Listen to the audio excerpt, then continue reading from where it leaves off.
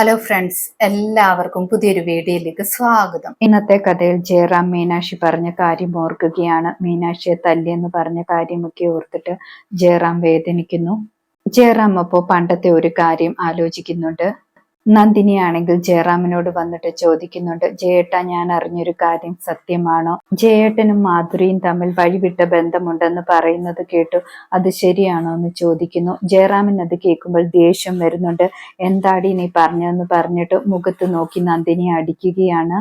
നന്ദിനി അപ്പോൾ സങ്കടത്തോടെ പറയുന്നുണ്ട്, ഞാൻ ചോദിച്ചത് തെറ്റായി പോയി, എന്റെ തെറ്റിദ്ധാരണയാണെങ്കിൽ ഈ അടി അടിച്ചതിൽ ഒരു തെറ്റുമില്ല എന്ന് പറയുന്നു. പക്ഷെ ഞാൻ പറഞ്ഞ കാര്യത്തിൽ എന്തെങ്കിലും സത്യമുണ്ടെങ്കിൽ എന്നെ കൊല്ലുന്നതായിരുന്നു ഇതിലും ഭേദമെന്നൊക്കെ പറഞ്ഞിട്ട് നന്ദിനി കരയുന്നുണ്ട്. പണ്ട് നടന്ന ഈ കാര്യത്തെക്കുറിച്ച് ആലോചിച്ചിട്ട് ജയറാം സങ്കടപ്പെടുകയാണ്. ഞാൻ ചെയ്ത പാപത്തിന്റെ ഫലമാണോ എന്റെ മകൾ ഇപ്പോൾ അനുഭവിക്കുന്നതെന്നൊക്കെ ഓർത്തിട്ട്. ജയറാമിന്റെയും നന്ദിനിയുടെയും കല്യാണ ഫോട്ടോ കയ്യിൽ വെച്ചുകൊണ്ടാണ് ഇതൊക്കെ ആലോചിച്ചുകൊണ്ട് നിൽക്കുന്നത്. ആ സമയത്ത് നന്ദിനി ആഹാരവുമായിട്ട് അവിടേക്ക് വരുന്നു. നന്ദിനി ആഹാരവുമായിട്ട് വരുന്നത് കണ്ടിട്ട് ജയറാം ചോദിക്കുന്നുണ്ട്, ബുദ്ധിമുട്ടാകുന്നുണ്ടോ എന്നൊക്കെ.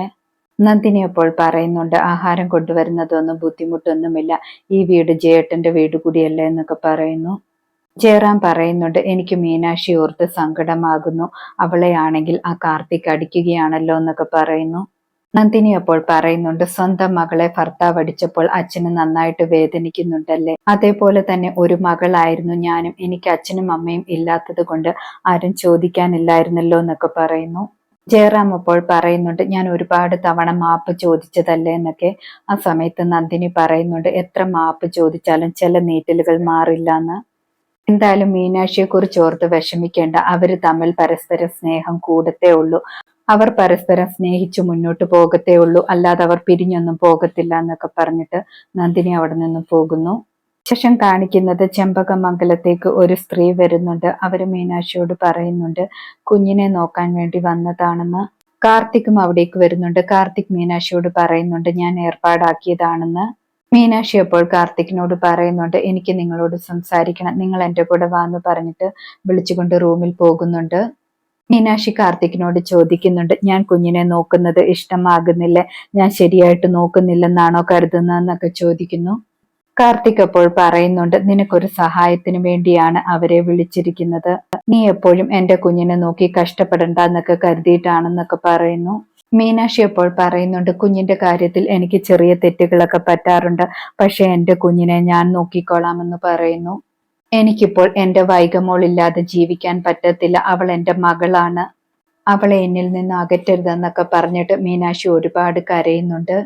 കാർത്തിക് മീനാക്ഷിയെ നെഞ്ചോട് ചേർത്ത് പിടിച്ചിട്ട് ആശ്വസിപ്പിക്കുന്നുണ്ട്. അതിനുശേഷം കണ്ണുനീരൊക്കെ തുടയ്ക്കുന്നു. നിന്നെ കഷ്ടപ്പെടുത്തണ്ടെന്ന് കരുതിയാണ് ഞാൻ അങ്ങനെ തീരുമാനമെടുത്തത്, അല്ലാതെ നിന്നിൽ നിന്നും കുഞ്ഞിനെ അകറ്റാൻ വേണ്ടിയൊന്നുമല്ലെന്നൊക്കെ കാർത്തിക് പറയുന്നു. എന്തായാലും നീ ശരിക്കും ഇപ്പോൾ കുഞ്ഞിന്റെ അമ്മയായി മാറിയിരിക്കുകയാണ്, എനിക്ക് ഒരുപാട് സന്തോഷമായെന്നൊക്കെ കാർത്തിക് പറയുന്നു. കാർത്തിക് മീനാക്ഷിയോട് പറയുന്നുണ്ട്, ആ സ്ത്രീയെ ഇപ്പൊ തന്നെ പറഞ്ഞു വിട്ടേക്കാമെന്ന്. അതിനുശേഷം രണ്ടുപേരും വെളിയിലേക്ക് പോകുന്നു.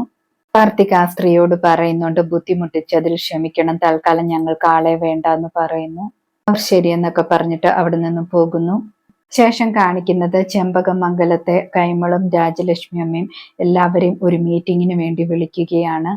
എല്ലാരും വന്നതിന് ശേഷം രാജലക്ഷ്മി അമ്മ പറയുന്നുണ്ട്, എന്റെ മരുമകളായിട്ട് ഈ വീട്ടിലേക്ക് വന്ന നന്ദിനി വർഷങ്ങൾക്ക് മുമ്പ് അനാഥയായി പോയി, എന്റെ മകൻ മരിച്ചതിന് ശേഷമാണെന്നൊക്കെ പറയുന്നു. ജയറാം അടുത്ത് നിൽക്കുമ്പോൾ തന്നെയാണ് രാജലക്ഷ്മി അമ്മ അങ്ങനെ പറയുന്നത്. അത് കേൾക്കുമ്പോൾ ജഗദീഷ് പറയുന്നുണ്ട്, അമ്മ അങ്ങനെയൊന്നും പറയാൻ പാടില്ല, അതെനിക്ക് അംഗീകരിക്കാൻ പറ്റില്ല എന്നൊക്കെ പറയുന്നു. അമ്മയുടെ മനസ്സിൽ ഏട്ടൻ മരിച്ചിരിക്കും, പക്ഷെ എന്റെ മനസ്സിൽ എന്റെ വലിയേട്ടൻ ജീവനോടെ ഉണ്ടെന്നൊക്കെ പറയുന്നു. രാജലക്ഷ്മി അമ്മ അപ്പോൾ പറയുന്നുണ്ട്, ഇപ്പൊ ഞാൻ എല്ലാവരെയും വിളിച്ചിരിക്കുന്നത് നന്ദിനിയെ കുറിച്ചൊരു തീരുമാനം എടുക്കാനാണെന്ന്. ഇന്നത്തെ കഥ ഇതോടെ അവസാനിക്കുന്നു. പുതിയൊരു കഥയുമായി വീണ്ടും കാണാം. താങ്ക്